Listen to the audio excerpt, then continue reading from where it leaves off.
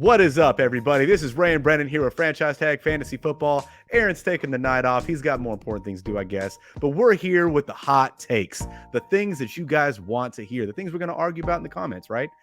Look, I'm going to reach out to you guys real fast while I have you real quick. Please drop those ideas and things that you guys hate us on in the comments below. Please, we want to talk to you guys. We want to build the community. Please hit that like, hit that subscribe, help us grow.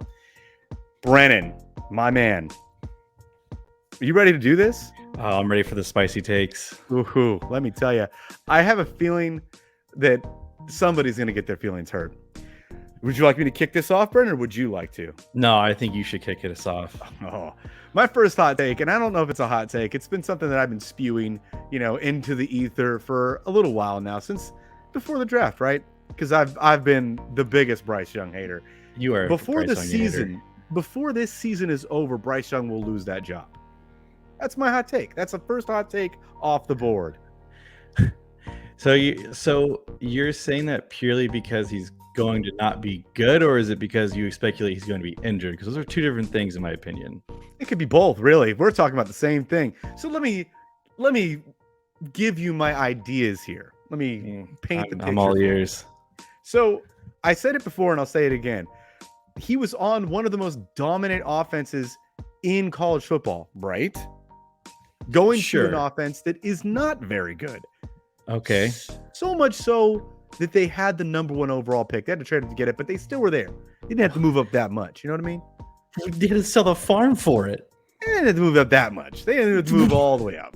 It was 3 first-rounders and a top 20 wide receiver. And that's going to come back to bite them in the ass. So I'm going to couple that with the fact that I don't necessarily think that Bryce Young is super athletic or any kind of intangibles that make him elite. I don't think so. It's not me. I don't believe. So you're just going to fold that all into the fact that he is the smallest quarterback in the NFL since Doug Flutie. Okay. And that's it. And he's more talented than Doug Flutie. There's maybe. Who knows? Who knows, right? Who knows? That's my Bryce Young, I hate you burrito. And now you have it. It's on your plate. So so obviously you've seen the highlights and everything else like that. Did you watch like any of the Alabama games though? Like, did you actually sit there and watch like from first quarter to fourth quarter? Like, how many games how many did you say would you watch? No, it's been a lot. And you know what I saw a lot of? What? Bryce Young standing on his tippy toes. That's what I saw. Oh my God, that is not true. That's not true. Like, it's so stupid. Look, we're in the weeds, guys. This is the off season. We're just coming up with these hot takes. I think it's one thing to think that like he will be a bust, like, because you're basically saying that he's going to be on the level of Zach Wilson. Yeah. You're really sitting there going to say that Bryce Young is on the level of Zach Wilson? Because that's how bad it was that they were like, yeah, this fourth string dude off the streets, we're bringing him, we're fucking over Zach Wilson. I feel like next season we're talking about this, they're going to be like, man, we gave up way too much for this guy. We gave up way too much for this short man. The slander for the shortness is so silly. Because in all honesty, like I think I'm like 2 inches taller than him. I'm 5'11" or 6 feet. He's 100% 5'6". There's pictures of him standing next to Nick Saban. It's real. These are not photoshopped. Those are real things. Yes, but I think Frank Wright, the play caller, is a very, very good offensive coordinator. So he will work with the strengths of his quarterback. I know this personally because I had watched Carson Wentz play football for 16 games. So trust me, if it sucks, he will just run the ball consistently. Like, that's why he made Jonathan Taylor a top 3 back when he was. So I mean, for him to be, I don't see him being benched just because he sucks. I think he needs to play more to get used to it. So getting benched, but I can see him. I can see what you're saying in regards of like not being worth the first overall pick and trading the farm for. Sure, but I don't see him being benched at all unless he's physically hurt. I think even if he sucks, they're going to ride that out because they have no choice but to. That is true.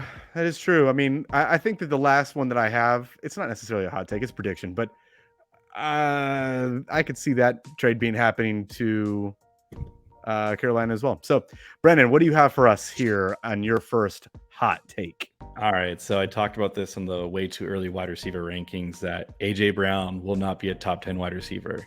I think I think he had all of his career highs last season, receptions, yards, touchdowns. I think people are forgetting though, like Nick Sirianni doesn't call the plays for Philadelphia. It was Shane Steichen. Shane Steichen's gone. So he was the genius behind that offensive mind. He's now with my team, the Indianapolis Colts. I think there's going to have a new offensive coordinator. There's going to be some struggles there for a little bit. I think he's still a great wide receiver. Trust me. I do not think he's a bad wide receiver. I just think fantasy wise, he will be out of the top 10. So I don't know if you guys follow our TikTok. I put in there that I can't wait to drink my free beer on Brennan. I can't wait. Because we got a little beer bet. We got a little something on the side here. There is next to zero possibility that AJ Brown does not finish in the top 10. Zero possibility. Wasn't he injured in Tennessee? Aren't you a big advocate towards injury-prone players? Not when they are all that's man, and AJ Brown is all that's man. Okay, so all that's got it. So it's only for certain circumstances, but I think it's going to be a learning curve for. I don't see them making a new offense. I think they're going to just do the same thing, but I still think it's different play calling.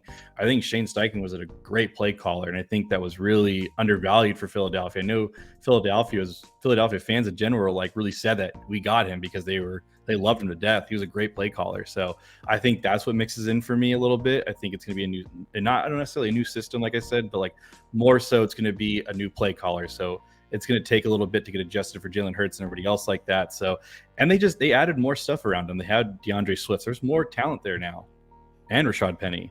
So there's more stuff. I believe in Rashad Penny, so don't even go there. No.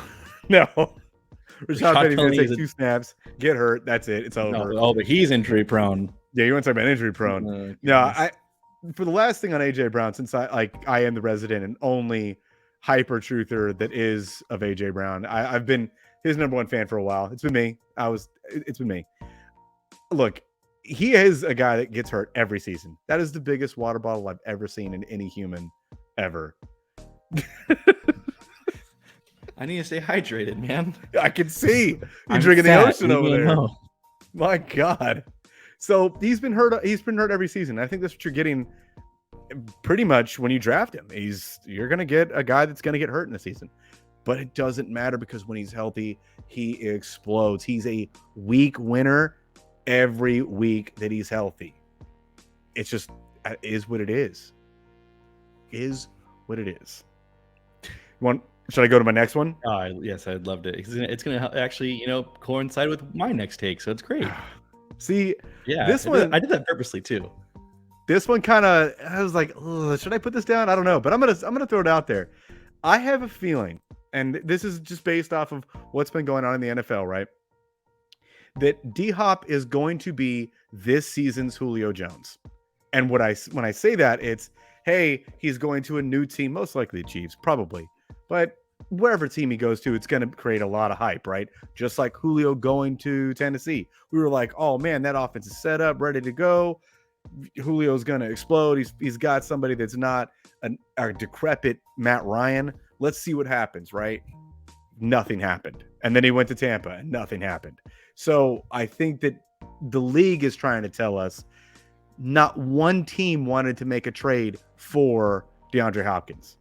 A free DeAndre Hopkins. Not even anything else. The Cardinals had to pay his contract. He was free. Yes, and nobody made the call. So I think what you fail to realize is that there's $22 million involved with that. So like that's probably why they didn't want to take on that contract. They were trying to trade him, and then they were asking for too much because the contract is $22 million. So I still think D-Hop's an elite route runner. I still think that he showed very well all of last season. He's still there when he can play. So he was averaging seven receptions in like 75 yards when he played. And he was getting, passes thrown from Colt McCoy. I think David Blau was the other one, if I'm not mistaken. So like, I don't know. I think that's a really hot take to think that DeAndre Hopkins will be this Julio Jones and just basically fade off into the sunset. And we'll just like, oh, remember when he was good? I still think he's really good. Do you think that he's a number one on most teams right now? I think if you went to the by wide receiver margins, yes, I think he'd be a wide receiver one for a decent amount of teams. Okay. The only reason I'm saying that, and I'm just going to reiterate it, is if somebody believed that, they would have made it. They would have made a call, and they would have made it happen. If he was this hot commodity, that he could really still do it and be this alpha guy, and that's why I think that. I have that weird feeling about it. Do I still want to have a share of DeAndre Hopkins because the plus side is there? Yeah, I definitely do. And I think that his ADP is going to reflect that wherever he goes. Unless he goes to the Chiefs, then his ADP is in the third round guaranteed. But if he goes to the Bills, it's probably in the sixth, fifth. You know, I think it'd be a little bit higher though. If he goes to like a higher offensive team with a high like the quarterback with the volume like that, I think it'd be a little more. I think people will overreach. Oh yeah, I think so. So yeah, my favorite. It's your favorite player in the world. My next hot take is Michael Thomas will be a top 20 wide receiver. You won't get me this time. Not this time, Michael Thomas. You won't get me this time. So he's being drafted as wide receiver 48. I think if you're in those rounds, that late of where he's at, and it's like it's like in the hundreds basically, and where he's going is like you're taking a crapshoot, and I'd rather take the chance. He's going as pick 115 on Fantasy Pros right now. So at pick 115, I'll take my chances of a dude like. Let me ask you this: talent-wise, him or Gabe Davis? You can't. I'm asking. I'm the only person you just cannot ask that to. Okay, but I'm put aside your bias, him or Gabe Davis, because Gabe Davis is going ahead of him. I can't do it. I refuse to have Michael Thomas on my roster. Sure, that's fine. I'll help you out here. I'd rather have Michael Thomas. I think Gabe Davis has shown to me that he's not it. So okay. How about this? He's going ahead of Jacoby Myers or Michael Thomas. I'm probably going to take a shot on Michael Thomas and hate my life because I did it. So many players that I see ahead of him where I'm like, I don't get it. I'd much rather have I think Michael Thomas will be overdrafted by when fantasy draft season starts.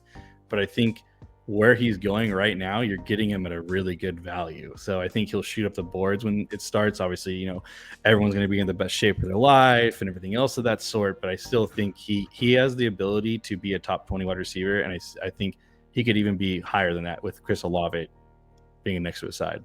Don't do it. Don't go down the hole. Don't do it. I mean, I haven't been burned by him, so I'm free in the clear. So I can take a chance on him because I'm getting him so late that if he does burn me, it's okay. It's a waiver wire ad at the end of the day. Brendan, I don't have any skin left in my body from Michael Thomas from burning me so much. And that's fine with me because he hasn't burned me enough, clearly. Oh my God. I wish he would have. I wish somebody else had the same pain of the truth that I felt for Michael Thomas. The absolute truth. He'll forever be a bane in my existence. So my next hot take, and I feel like this is like my least hot take. This kind of couples with what you were saying. If that's true, if what you're saying is true, Derek Carr will finish in the top 10 of quarterbacks this season. Yeah.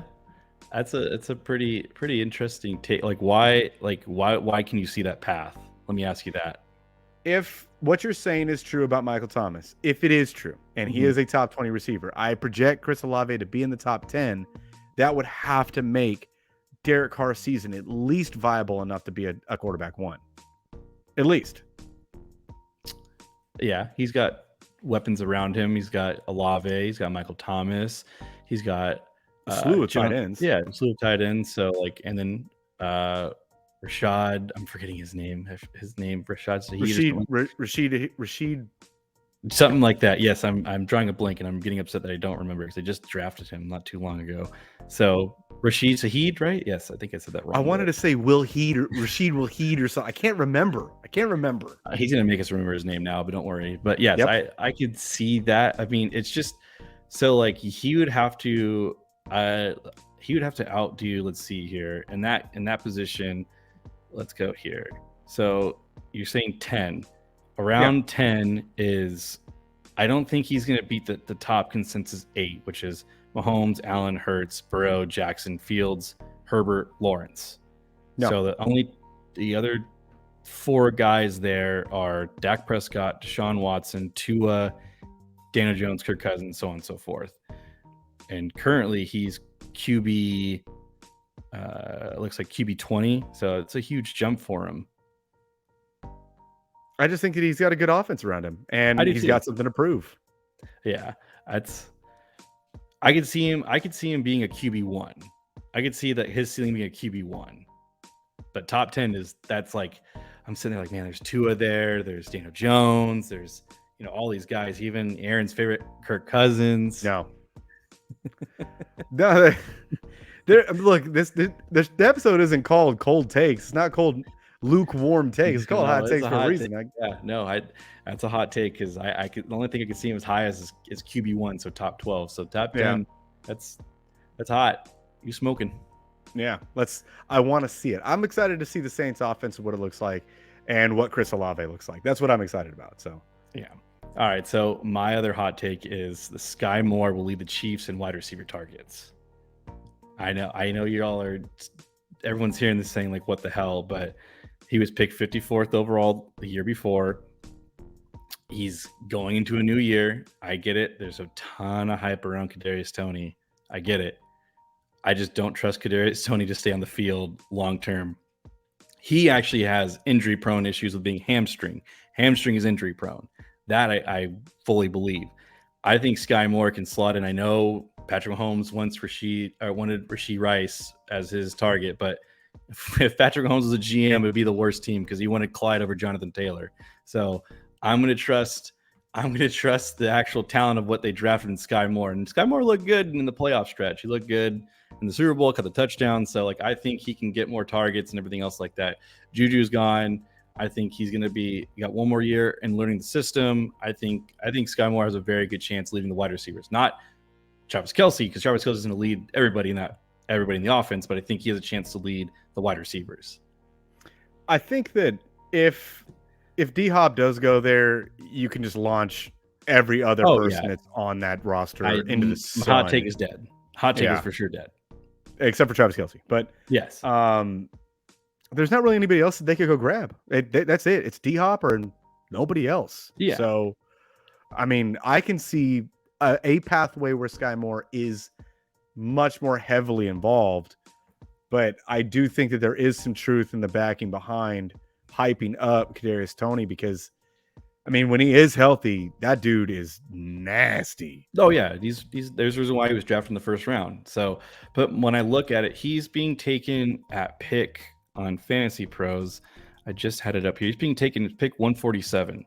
Mm-hmm. Those are all like players you're going to drop. At that point, I'll take a chance on him, and he's on one of the best offenses in the league, and he could be a potential league winner if that was the case. So I think you at those chances when you're picking those late, you got to go through scenarios in your head like, can you see this person being something relevant? And I see Sky Moore being way more than just something relevant.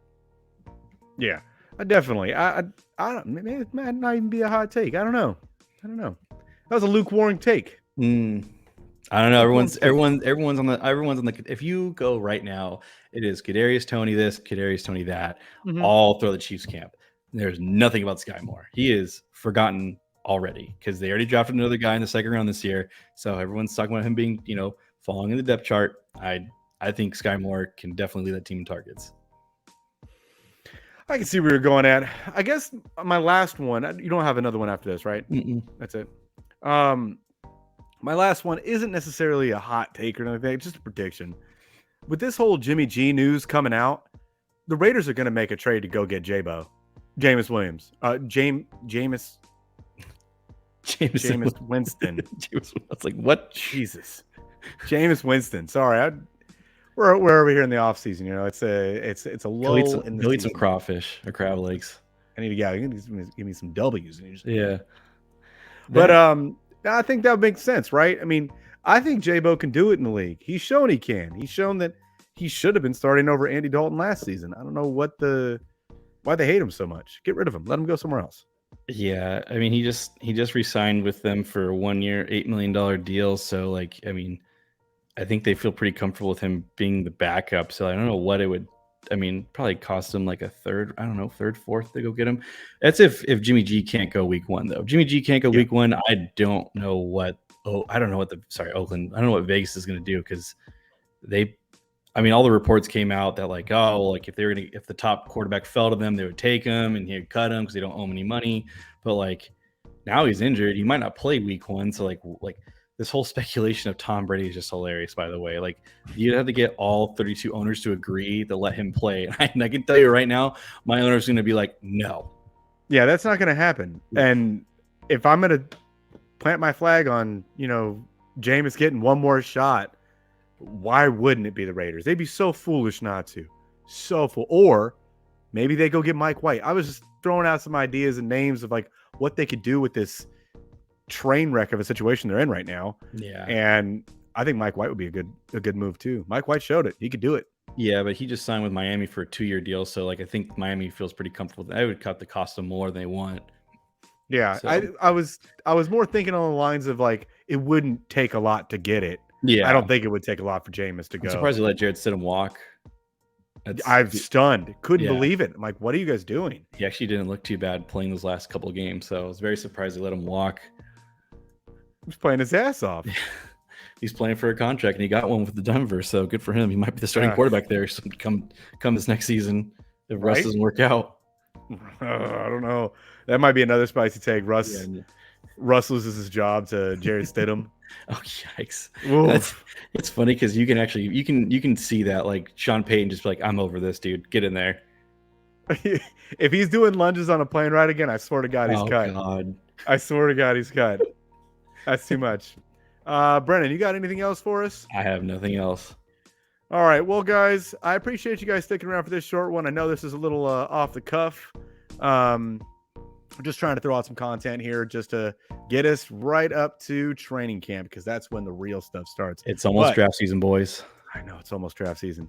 Please hit that like, hit that subscribe. Let us know what you guys are thinking. Drop those nice, kind words, especially about Kirk Cousins to Aaron in the comments. Let us know. He loves him. And hit us up on TikTok. Our TikTok's been killing it right now. Brendan's doing a great job with that.